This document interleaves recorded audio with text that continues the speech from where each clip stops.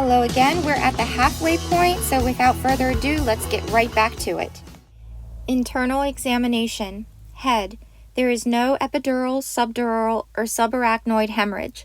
The brain weighs 1,620 grams and has a normal distribution of unremarkable cranial nerves and cerebral vessels. The leptomeninges are thin and delicate. The cerebral gyri are flattened and the sulci are narrowed. The brain is symmetrical with normal distributions of white and gray matter, deep nuclei, and ventricles. There are no focal lesions. Neck. The cervical vertebrae, hyoid bone, and tracheal and laryngeal cartilages are without trauma. The upper airway is not obstructed. The tongue is unremarkable. Body cavities. No abnormal fluid accumulation is in the pericardial, pleural, or peritoneal cavities. The organs are in their normal situs without fibrous adhesions. Cardiovascular system. The heart weighs 160 grams and has a normal distribution of widely patent right dominant coronary arteries. The myocardium is uniformly dark red without pallor, hemorrhage, softening, or fibrosis. The left ventricle wall is 1 centimeter thick and the right is 0.1 centimeter thick. The endocardial surfaces and 4 cardiac valves are unremarkable. The aorta is without atherosclerosis. The vena cava and pulmonary arteries are without thrombus or embolus. Respiratory system. The lungs weigh 260 grams each. The parenchyma is pink and fluffy without focal consolidation, hemorrhage, obstruction, or cavitary lesion. The bronchial distribution and vasculature are unremarkable. The bronchi are unremarkable. Liver, gallbladder, pancreas. The liver weighs 940 grams, has an intact, smooth capsule, and soft, dark brown parenchyma without slippery or nodular texture or masses. The gallbladder contains approximately 3 milliliters of dark green bile without stones or sludge. The extrahepatic biliary system is unremarkable. The pancreas is without hemorrhage or mineralization. Now remember, in the one report we looked at, they said that Daniel's pancreas was markedly autolyzed. So we'll see if they mention that anywhere in here, because here they say the pancreas is without hemorrhage or mineralization, but they don't note that it's unremarkable, which means that there's nothing to note. So that caught my attention when I first read through it. So let's keep reading though. Hemic and lymphatic systems. The spleen weighs 80 grams, has an intact smooth capsule, and dark purple parenchyma. There is a 0.4 centimeter in diameter accessory spleen in the omentum. There are no major lymph node enlargements. So what is an accessory spleen? Now, I admit, digging through this was a little bit over my head. Here we are at Science Direct. An accessory spleen, it says, is a separate body of normal splenic tissue. So basically, it's like an extra spleen, I guess you could say. Now here at Science Direct, I found right here splenic conditions, and then right next to it, the spleen. And then it gives a little overview here, and it says View Chapter. Well, the problem is when I click View Chapter, it only allows me to review the first page. And the first page, it doesn't talk about the accessory spleen. So the only thing I really have to go by is this little blurb right here. So let's look at this. It says, accessory spleens have been noted in 15 to 30% of children, with a recent series noting a 19% rate. They likely originate from mesenchymal remnants that fail to fuse with the main splenic mass, with most 75% of them located near the splenic hilum. Other locations that must be evaluated during surgery include the lesser sac along the splenic vessels, omentum, and retroperitoneum. And the omentum is where the autopsy report states Daniel's accessory spleen was located. And this is in Ashcraft's Pediatric Surgery. So this is about surgeries with spleen. So what is the omentum?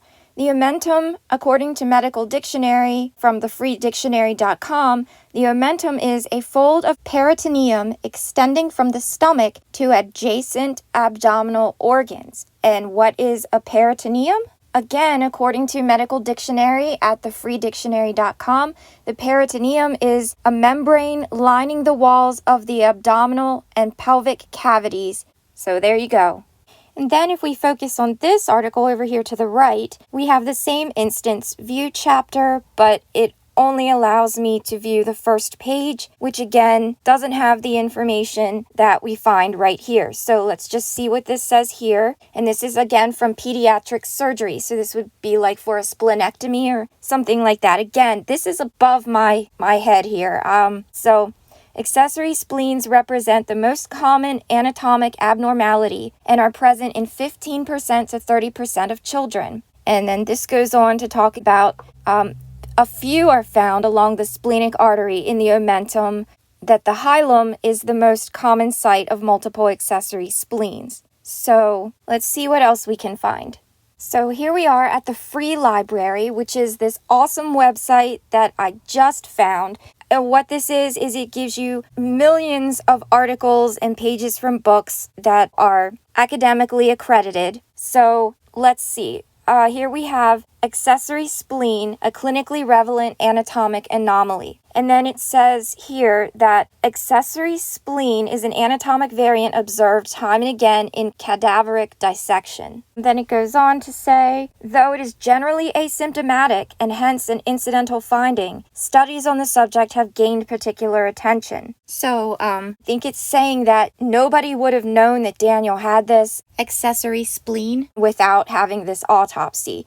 Then down here further in the results, it says, out of the 30 cadavers dissected, accessory spleen was present in 2 cadavers. So that sort of gives me the idea that it's somewhat rare. Although the Science Direct page says it's the most common anatomic abnormality in children, I think that it's more common in certain areas and more rare in other particular areas. And it seems like if the accessory spleen is in the omentum, it's very rare to have it be in that area. And again, this is a guess. I had a hard time digesting this particular information. And the reason that I get that idea that an accessory spleen in the omentum is rare is from this article on the American Journal of Surgery. And again, this is one of those tricky instances where we can only read the abstract. And it says right here, although accessory spleen is a frequently encountered entity, accessory spleen in the greater omentum is rare.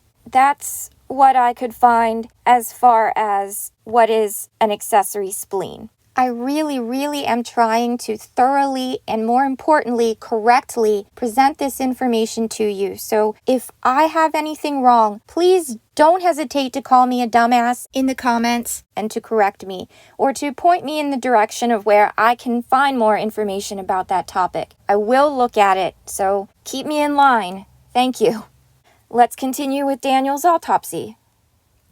Genitourinary system. The right kidney weighs 90 grams and the left weighs 100 grams. Each kidney has a smooth subscapular surface and unremarkable architecture and vasculature. The ureters maintain uniform caliber into an unremarkable bladder, which contains approximately 10 milliliters of yellow urine. The prostate is not enlarged. The testes are unremarkable. Let's move on here to page 4. Endocrine system. The thyroid and adrenal glands are normal color, size, and consistency. Gastrointestinal system. The esophagus and gastroesophageal junction are unremarkable.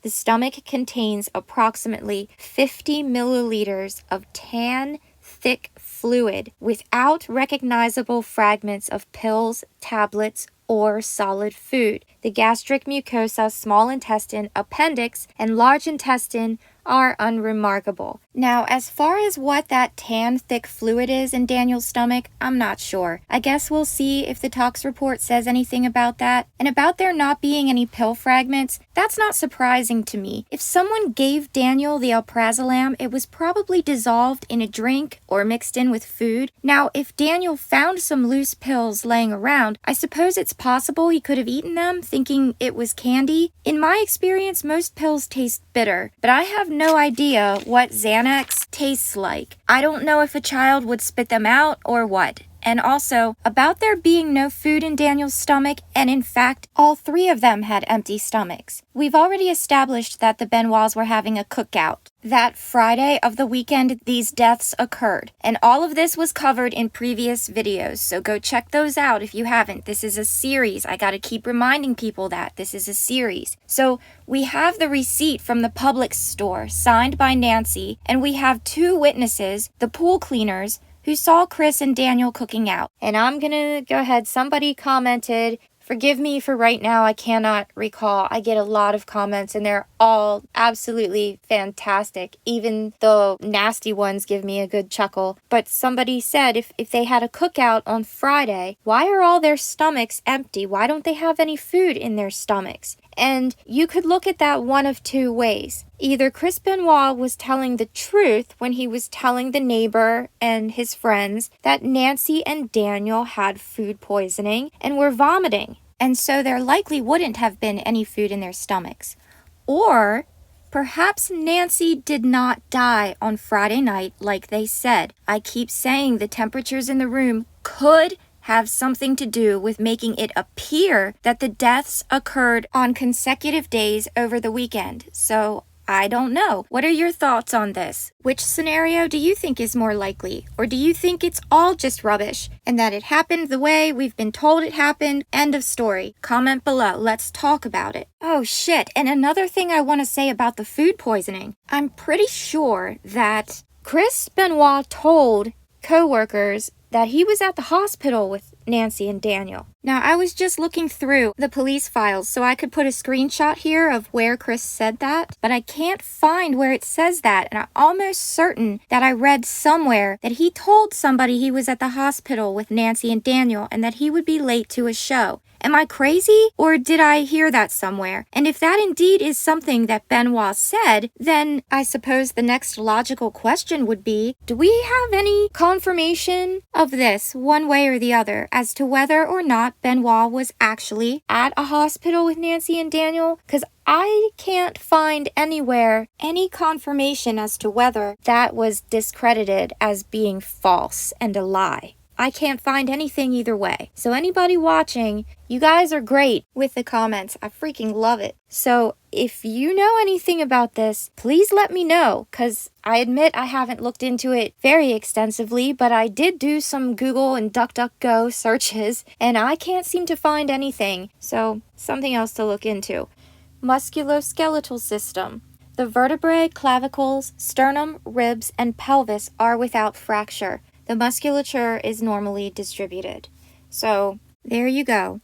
The mainstream story is that Benoit killed his son with his signature wrestling hold. So, crippler crossface performed on a 7-year-old child, and nothing broken in this child's neck, back, ribs, clavicles, vertebrae, nothing. According to this autopsy report, his cause of death was the cervical compression.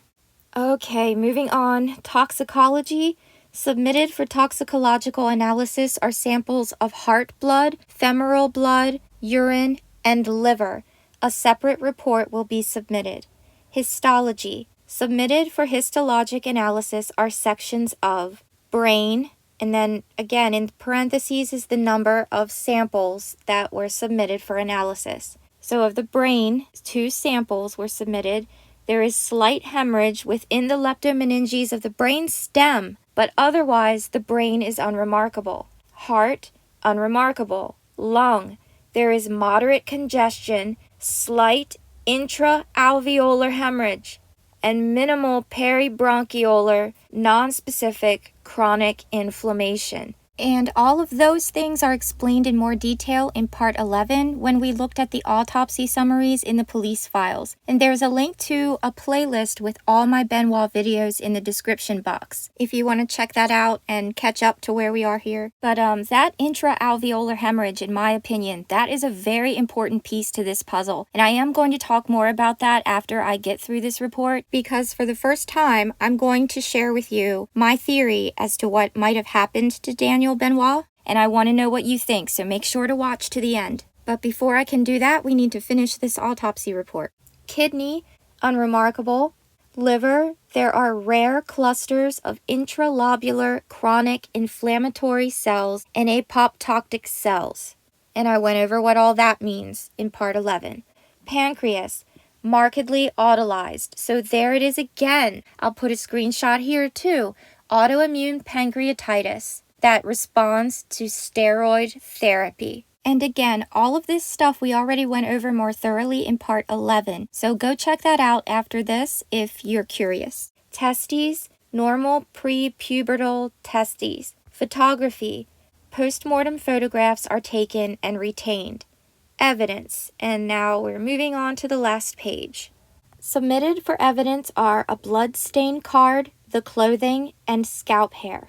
Opinion, this 7-year-old boy, Daniel Benoit, died as a result of compression of his neck with resultant asphyxia. So they're saying that the compression of the neck caused the asphyxia.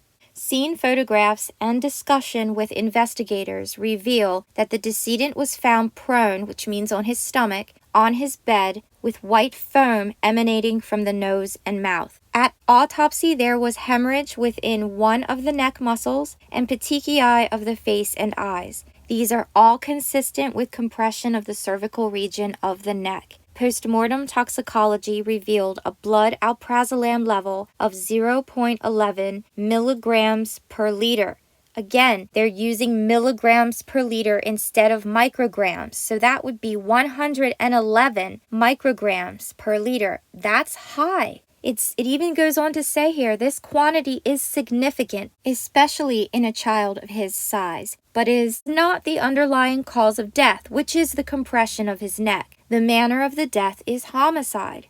Okay, let me wrap this up quick with I need to present this entire report in full, so I intend to do that because I don't want to get in any kind of trouble for sharing these documents. So let me just read this quick. Only those items discussed in the results above were analyzed for this report. The above represents the interpretations/opinions of the undersigned analyst. Evidence analyzed in this report will be returned to the submitting agency. Biological evidence, body fluids and tissues, and fire debris extracts will be destroyed after 1 year. This report may not be reproduced except in full without written permission of the laboratory. This case may contain evidence that must be preserved in accordance with OCGA subsection 17-5-56, and you can see a screenshot here right now as to what Georgia state statute that covers.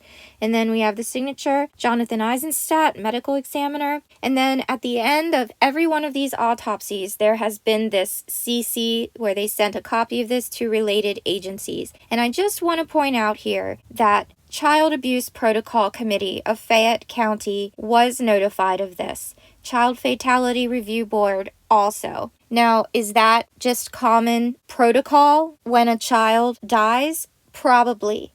It even is in the name, Child Abuse Protocol Committee. I doubt they had any sort of reason to believe that Daniel was being abused. I think that this is just standard procedure.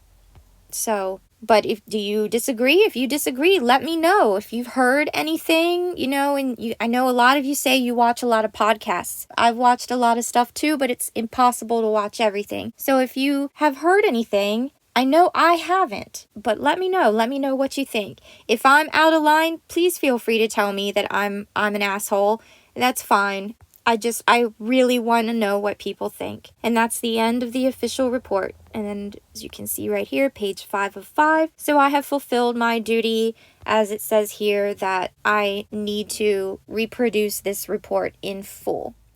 Now, just a reminder here that this is a series of videos. So if you've only watched this particular video, what I'm about to say may be offensive to you. So you might want to pause it here and go back and watch through the series of videos before you listen to what I'm about to say.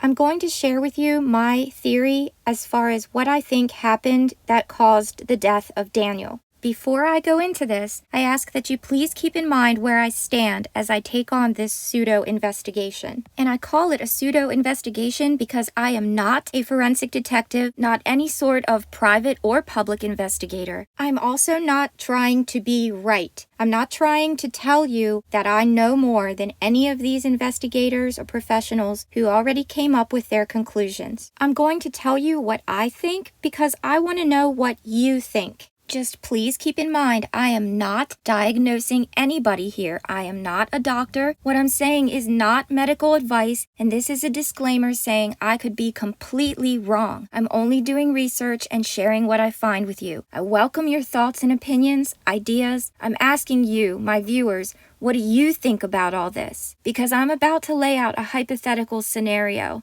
or at least the first piece to this scenario, and I sincerely need to know what you all think. So all of that being said, take a deep breath with me and get comfortable and hear out this scenario I'd like you to consider. The focus of my theory is the acute alprazolam intoxication. Looking ahead a little bit in the toxicology report, which we did not go over yet, but will be going over following this video, we learned that the results indicate a level equal to 3 or 4 of the 2 milligram alprazolam pills that were found in the Benoit residence. And we can see that it's clearly stated in the final opinion of the autopsy report that the alprazolam quantity is significant, especially in a child of this size. And we also learned that if a person is overdosing from Xanax, they may have severe symptoms that include inability to stay awake, significantly slowed breathing, unresponsiveness, loss of consciousness, and coma. We also know that the autopsy report indicates that there was slight intraalveolar hemorrhage in Daniel's lungs. Now, in part 11, we looked further into what intraalveolar hemorrhage means, and we found that as recently as 2018, there's new studies that show that intraalveolar hemorrhage is a very common finding in the very young that may be caused by attempts at resuscitation. For right now, for the purposes of this theory, it doesn't matter how Daniel came to ingest this alprazolam. Of course, in the bigger picture, it obviously matters, but for right now, I just want you to think about this. Imagine if Daniel was suffering from these symptoms of acute alprazolam intoxication.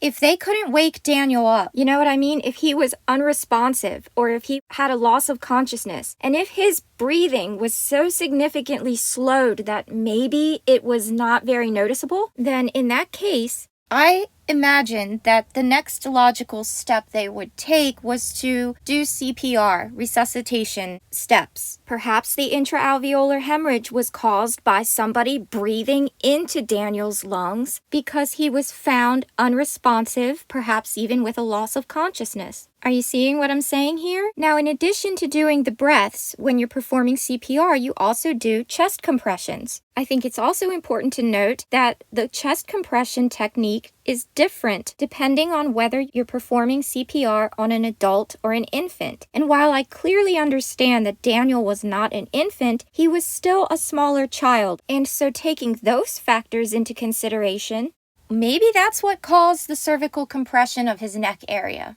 Now might be a good time to remind you that in the first half of this video, we saw research that says death by cervical compression is rare, even in those who fall from a great height and get their head caught in a safety harness. And the link to that half of this video is below. But as far as this compression in this instance, if somebody doesn't know how to properly perform CPR, they can cause more damage than being helpful. It's possible. Now, don't misunderstand what I'm saying here, because it's crucial that if you see somebody struggling and they need CPR, it's better to try than to stand there and do nothing and think, well, I might cause more harm. The fact is, if you try and you don't know what you're doing and you injure somebody, you will be protected under the Good Samaritan law. And so I guess in this particular case, I just would think that if you're a big, strong wrestler and you're panicked and your little 7-year-old child is seemingly unconscious and unresponsive,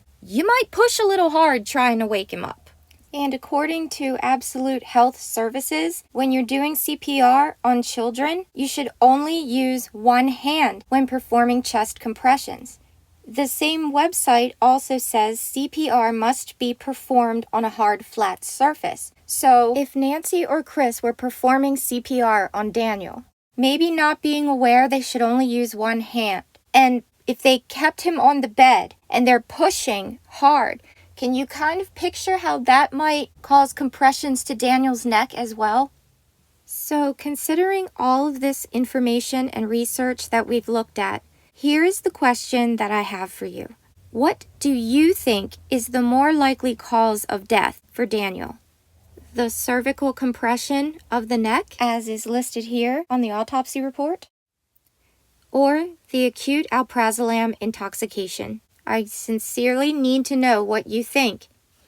I don't know how Daniel ingested that alprazolam. I've considered every possibility. Did Chris give it to him because he was planning on murdering Nancy and didn't want Daniel to witness anything, and then afterwards Chris couldn't wake him up? Or did Nancy give it to him because she was planning on telling Chris she was leaving him and anticipated a fight that she didn't want Daniel to witness? And then the same scenario when she tried to wake him up to leave, to take him with her, he was unresponsive. Was Nancy planning on drugging Chris so she could leave with Daniel and avoid any arguments? And maybe Daniel inadvertently drank the spiked drink or food? Were there loose pills just laying around somewhere and Daniel ate them thinking it was candy? I have no idea.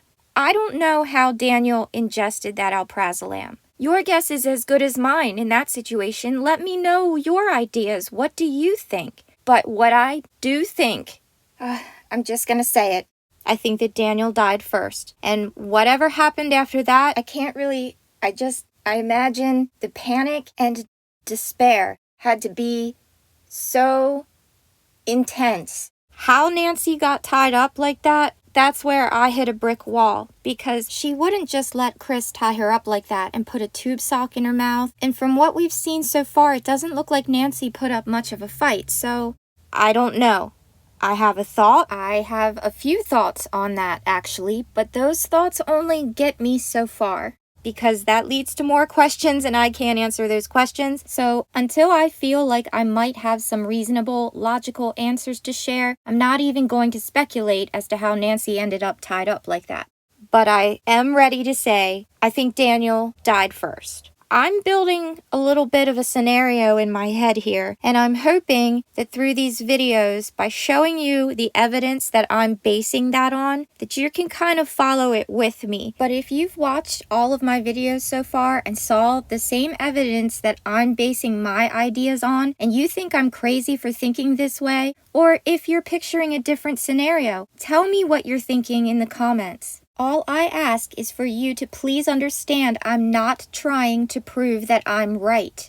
I don't know what went on here. I'm asking for your help. I just want a group of people, all people, whatever, any people, to think about this with an open mind and fresh eyes. Let's look at this again. Let's think objectively and logically and not let our emotions and preconceived ideas cloud our ability to think logically about the evidence we're seeing. We need to do that because a lot of things here don't add up. I'm so not trying to be accusatory here in any way. What I'm doing is saying whatever comes to my mind.